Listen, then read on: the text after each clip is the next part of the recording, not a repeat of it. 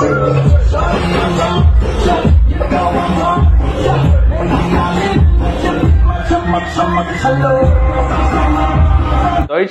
বন্ধুরা, আজকের এই ভিডিওটা যারা দেখতে শুরু করেছেন না, তারা একটু ধৈর্য ধরে দেখবেন, কারণ আজকের এই ভিডিওতে অনেক কিছুই থাকবে। ওকে বলতে দাও, আর একবার কাঁদছে, বড় প্যান প্যান করছে, বলতে দাও। এসব জুতোর বাড়ি মারা উচিত।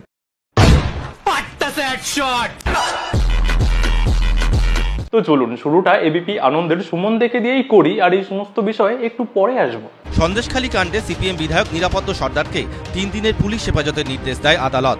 এরই মধ্যে ধৃত সাসপেন্ডেড তৃণমূল নেতা উত্তম সর্দারকে জামিন দেন বিচারক। এই যে উত্তম সর্দারকে যে জামিন দেওয়া হয়েছিল না, তখন মিডিয়াকে কি জানানো হয়েছিল আগে সেটা দেখে নিন। পুলিশ বেসিক্যালি নিরাপত্তা সর্দারের ক্ষেত্রে স্ট্রং অবজেকশন দিয়েছেন এবং যে কারণে ওর জন্য 10 দিন পিসি প্রেয়ার করেছিলেন পুলিশ কর্তৃপক্ষ।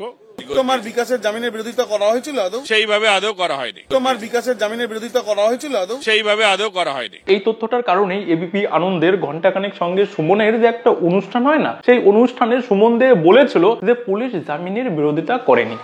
আমরা বলেছিলাম পুলিশ তার বিরোধিতা করেননি, আমার সহকর্মী সে খবর দিয়েছিলেন।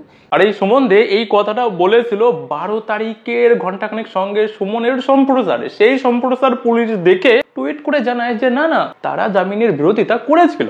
ঠিক আছে মারিয়া। এবার এবিপি আনন্দ পুলিশের ওই টুইটটা দেখে সঙ্গে সঙ্গে দিনের প্রথম বুলেটিনেই এবিপি আনন্দ তরফ থেকে ভুল খবর সম্প্রচার করার জন্য ক্ষমা পর্যন্ত চেয়ে নেওয়া হয়। গতকাল রাতে আমাদের চ্যানেলে সন্দেশখালী কাণ্ডে পুলিশ আদালতে উত্তম সর্দার ও বিকাশ সিং এর জামিনের বিরোধিতা করেনি বলে খবর সম্প্রচারিত হয়েছিল। তবে পুলিশ জানিয়েছে ধৃত দুজনের জামিনের বিরোধিতা করে 10 দিনের হেফাজতে চাওয়া হয়েছিল। ধৃতদের বিরুদ্ধে কড়া ধারাও দেওয়া হয়েছিল, কিন্তু আদালত তাদের জামিন মঞ্জুর করে।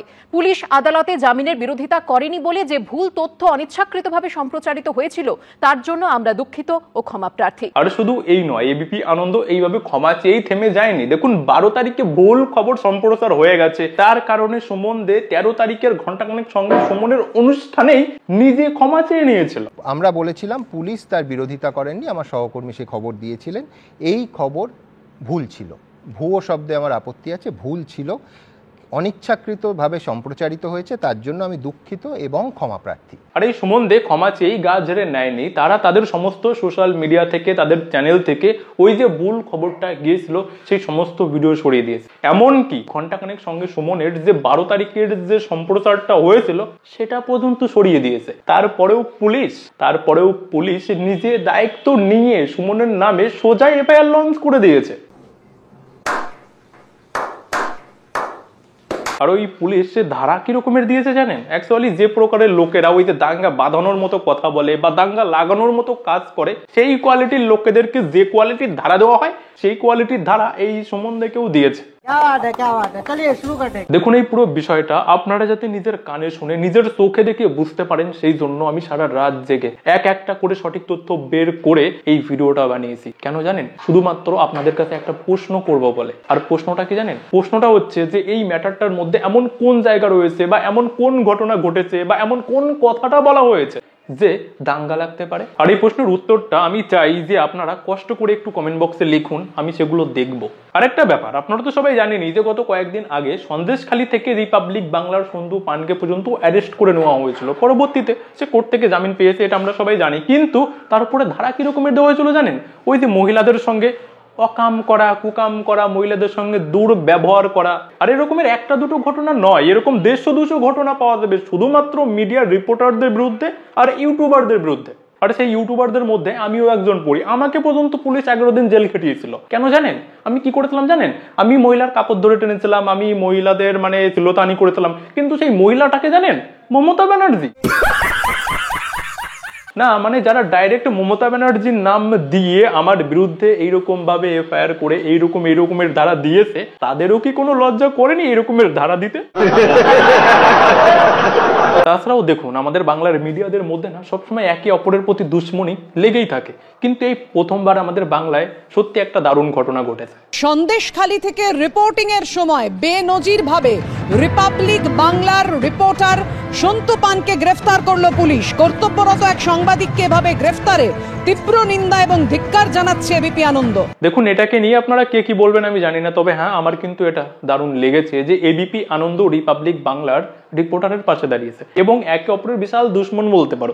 সেখানে যদি এরকম ঘটনা দেখা যায় সিরিয়াসলি ভালোই লাগে। সঠিক বলেছেন। আর একটা জিনিস, যদি বাংলার সমস্ত মিডিয়া যদি এইরকম ভাবে একত্রিত হয়ে এই চোর গুন্ডা বদমাইশদের যদি আসল চরিত্রটা বাংলার মানুষকে বোঝাতে পারে না, তাহলে হয়তো বাংলার মানুষ একটু তাড়াতাড়ি মুক্তি পাবে। আপনার বুদ্ধি ভালো। আর গত ভিডিওতে অগ্নিমিত্রা পাল এবং কুণাল ঘোষের আরো কয়েকটা পয়েন্ট আপনাদের দেখানো হয়নি, তো আজকে সেগুলো নিয়েও হবে। মণিপুর দেখতে পাননি, ত্রিপুরা দেখতে পাননি? না, হয়নি। তার কারণ সাক্ষী মালিক আমাদের গর্ব। আপনাকে আমি বাধা দিইনি, কোনো প্রশ্ন করিনি, আপনাকে দেখিয়ে বলছি। আপনি আমার দিকে তাকিয়ে কথা বলেছিলেন, আরে একটু রাখুন সহিষ্ণুতা, এত জ্বললে হবে? ওকে আর একবার বলতে দাও, কাঁদছে গো। হ্যাঁ, তো যাই হোক, ওকে বলতে দাও আর একবার, কাঁদছে, বড় প্যান করছে, বলতে দাও। কিভাবে কি কথা বলছে দেখেছেন? জানো, মনে হচ্ছে কুণাল ঘোষ তার নিজের বাড়িতে নিজের বোনের সঙ্গে যেরকম ভাবে তুই তুকারি করে কথা বলে না, সেরকম ভাবেই তুই তুকারি করে কথা বলছে। ওকে আর একবার বলতে দাও, এইরকম ভাবে তুই তুকারি করে কথা বলার পরেও আবার ব্যঙ্গ করে বলছে বিজেপি নেত্রী নাকি কাঁদছে। ওকে আর একবার বলতে দাও, কাঁদছে গো। ওকে বলতে দাও আর একবার, কাঁদছে, বড় প্যান করছে, বলতে দাও। আর এই কথাগুলো কুণাল ঘোষ না তার বক্তব্যের প্রথম দিকেই বলেছে, কিন্তু একটা জিনিস আমি ভেবে অবাক হয়ে যাচ্ছি যে এইরকম ভাবে বিজেপি নেত্রীকে দুইবার অপমান করার পরেও কেউ প্রতিবাদ করলো না। আপনি নির্যাতিতা হয়েছেন মা, এরকম কেউ বলতে পারবেন? আপনি, আপনার এলাকায় যদি কোনো খারাপ ঘটনা ঘটে থাকে, আমাদের দলের কেউ যুক্ত থাকে, হাত জোড় করে মাথা নিচু করে ক্ষমা চেয়ে নিচ্ছি। আচ্ছা, আপনারাই বলুন তো যে কুণাল ঘোষের ক্ষমা চাওয়াতে কি সন্দেশখালীর যে সমস্ত মহিলাদের সম্মান লুট করা হয়েছে, ইজ্জত লুট করা হয়েছে, তাদের সম্মান ইজ্জত ফিরে আসবে? আর যদি ফেরত না আসে, তাহলে কুণাল ঘোষের ক্ষমা চাওয়া না চাওয়াতে কি আসে যায়? আর সব থেকে বড় ব্যাপার, সন্দেশখালীর যে সমস্ত মহিলারা টিভিতে অভিযোগ করছে, টিভিতে এসে ডিবেটে বসে পর্যন্ত অভিযোগ করছে যে হ্যাঁ তাদের সঙ্গে তাদের সম্মান লুট করা হয়েছে, তাদের সঙ্গে খারাপ ব্যবহার করা হয়েছে, সেই অভিযোগগুলো নাকি মিথ্যা। এটা সমাজ, কোথাও বিচ্যুতি হলে সেগুলো সংশোধনের দায়িত্ব আমাদের। কিন্তু মায়েরা, আপনি বলুন, আপনার সঙ্গে হয়েছে, আপনি ভুক্তভোগী, আমি পায়ে ধরে ক্ষমা চেয়ে নেব। আপনি বলুন, আপনি ভুক্তভোগী, আপনাকে তুলে নিয়ে গেছিল পিঠে বানাতে, আপনার গায়ে হাত দিয়েছে। আমি এবিপি আনন্দর প্রতি পূর্ণ সম্মান জানিয়ে বলছি, ভদ্রমহিলারা আমার সামনে থাকলে ভালো হতো। যে চারজন মুখ ঢেকে বলছিলেন তারা এখন নেই। আমি দায়িত্ব নিয়ে বলছি, এগুলো সাজিয়ে আনা মিথ্যা। কুণাল ঘোষ হচ্ছে সন্দেশখালীর চৌকিদার। কুণাল ঘোষ রাতে চোখে হ্যালোজিন লাগিয়ে না ওই সন্দেশখালীর রাস্তায় রাস্তায়, সন্দেশখালীর মাঠে ঘাটে লোকেদের বাড়ি বাড়িতে পাহারা দিত। সেই জন্যই তো এত কনফিডেন্সের সঙ্গে বলতে পারছে যে হ্যাঁ এই সমস্ত মহিলারা যারা অভিযোগ করছে সব মিথ্যে। তাছাড়াও যে মহিলারা এবিপি আনন্দের ওই অনুষ্ঠানে ছিল না, তারা কুণাল ঘোষকে ঠিকঠাক জবাব দিয়েও দিয়েছে। ওনাকে আধার কার্ড দেখালে তো বুঝবে যে আমরা সাজানো কি সাজানো না। উনি কি করে বুঝলো যে আমরা সাজানো? যে মুখ ঢাকা থাকলেই সাজানো হবে? এবার আমাদের সন্দেশখালী যে ঘটনাটা ঘটছে দিনের পর দিন, আমাদের সঙ্গে যে অত্যাচার হচ্ছে, উনি কি একবার গিয়েছিলেন ওখানে দেখতে যে এই ঘটনা কোনো সত্যি কি মিথ্যে?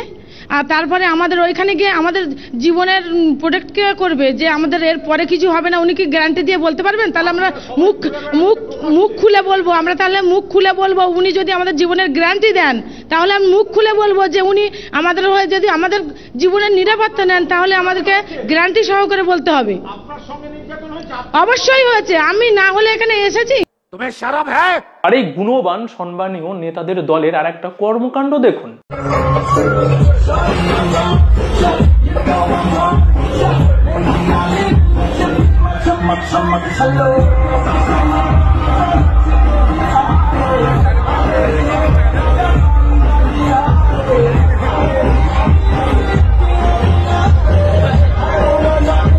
এটা দেখে চিন্তার কোনো কারণ নেই, কারণ এটা বাংলা মদেরই রিয়াকশন। তাছাড়াও এই ভিডিওতে কিরকম যেন মনে হচ্ছিল কোনো এক পুলিশের মতো কেউ একজন, জানি না পুলিশ কিনা, তবে পুলিশের মতো কেউ একজন যেন মনে হচ্ছিল বসে আছে।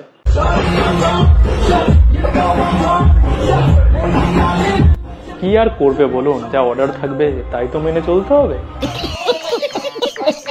তাছাড়াও আমাদের পিছুও না এই নাচটা খুব মনোযোগ দিয়ে দেখছে, সেটা কি আপনারা খেয়াল করেছেন?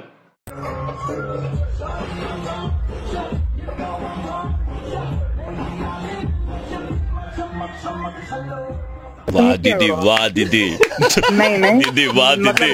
আর এই নাচানাচিটা কোথায় হচ্ছে জানেন? নেতাজির 127তম জন্মদিবসে হচ্ছে। যে রাজনৈতিক দলের এই অবস্থা হয়ে গেছে, যে রাজনৈতিক দলের এই পরিণতি হয়ে গেছে, এই রাজনৈতিক দলের নেতারা সন্দেশখালীর লোকেদের, সন্দেশখালীর মহিলাদের ন্যায় পাইয়ে দেওয়ার জন্য কি কথা বলতে পারে?